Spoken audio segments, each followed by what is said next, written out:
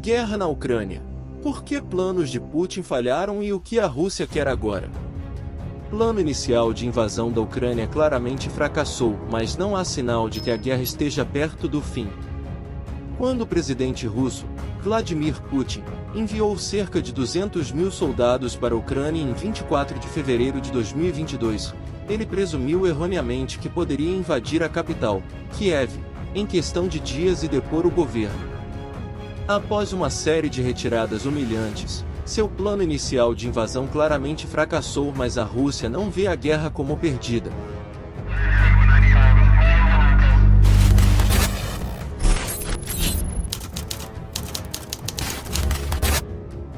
Mas qual era o objetivo inicial de Putin?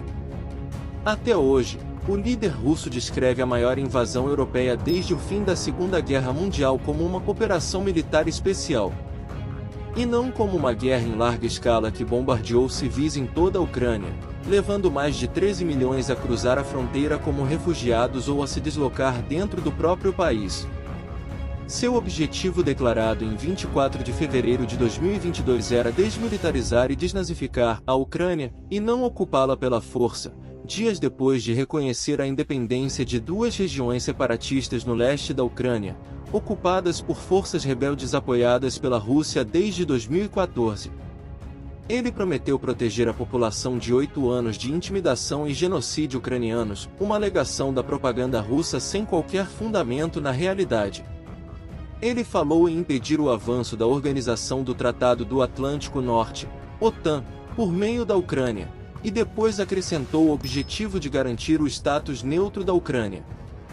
Putin nunca disse isso com todas as letras, mas no topo da sua agenda estava derrubar o governo do presidente eleito da Ucrânia, Volodymyr Zelensky. O inimigo me designou como alvo número 1, minha família é o alvo número 2, declarou Zelensky. As tropas russas fizeram 2 tentativas de invadir o complexo presidencial, segundo o assessor dele. As alegações russas de nazistas ucranianos cometendo genocídio nunca fizeram sentido, mas a agência de notícias estatal russa RIA Novosti explicou que a desnazificação é também inevitavelmente a desucranização que, na prática, seria apagar o Estado moderno da Ucrânia.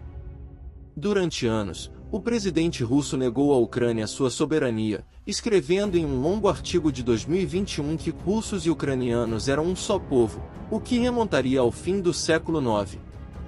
E como Putin mudou seus objetivos de guerra? Um mês após a invasão, suas metas de campanha foram drasticamente reduzidas depois que suas tropas bateram em retirada de Kiev e Chernihiv. O objetivo principal se tornou então a libertação de Donbas, que se refere amplamente a Luz e Donetsk, 2 regiões industriais no leste da Ucrânia. Forçada a se retirar também de Kharkiv, no nordeste, e de Kherson, no sul do país, a Rússia manteve seus objetivos inalterados, mas tem mostrado pouco sucesso em alcançá-los.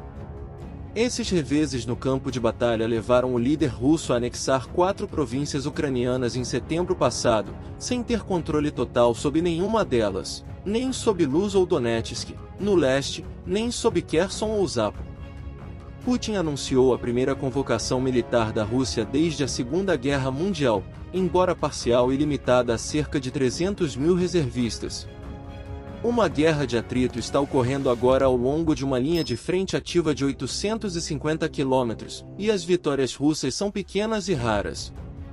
O que era para ser uma operação rápida, se tornou uma guerra prolongada que os líderes do Ocidente estabeleceram que a Ucrânia deve vencer. Qualquer perspectiva realista de neutralidade para a Ucrânia já não existe mais. Putin alertou em dezembro que a guerra poderia ser um processo demorado, mas depois acrescentou que o objetivo da Rússia era não girar o volante do conflito militar, mas acabar com ele. E o que ele alcançou? O maior sucesso que Putin pode reivindicar é estabelecer uma ponte terrestre ligando a fronteira da Rússia com a Crimeia, anexada ilegalmente em 2014, de modo a não depender mais da ponte sobre o Estreito de Kerch. Ele falou da captura deste território, que inclui as cidades de Mariupol e Melitopol, como um resultado significativo para a Rússia. O Mar de Azov, dentro do Estreito de Kerch, se tornou o mar interno da Rússia, ele declarou, lembrando que nem mesmo o czar russo Pedro, o Grande, conseguiu isso. Mas ele fracassou? Além de tomar um corredor territorial para a Crimeia, a guerra foi um desastre para a Rússia em si e para o país em que foi desencadeada. Até agora, conseguiu pouco mais do que expor a brutalidade e a inadequação das forças armadas russas. Enquanto cidades como Mariupol foram arrasadas, vieram à tona detalhes de crimes de guerra cometidos contra civis em Bucha, perto de Kiev. As denúncias levaram a um relatório independente que acusa a própria Rússia de incitação ao genocídio orquestrada pelo Estado.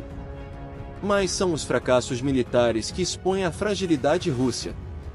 A retirada de 30.000 soldados russos de Kherson pelo rio Dnipro, em novembro, foi uma falha estratégica. Um comboio blindado de 56 quilômetros que parou de avançar perto de Kiev, no início da guerra, foi uma falha logística. As mortes de um grande número de soldados recém-convocados em um ataque de mísseis ucraniano no Ano Novo, em Makiivka, foram uma falha de inteligência. O naufrágio do Moskva, principal cruzador russo do Mar Negro, foi uma falha defensiva, assim como o ataque espetacular em outubro de 2022 que fechou a ponte do Estreito de Kerch por semanas. Não se esqueça de se inscrever no canal e deixar o seu like.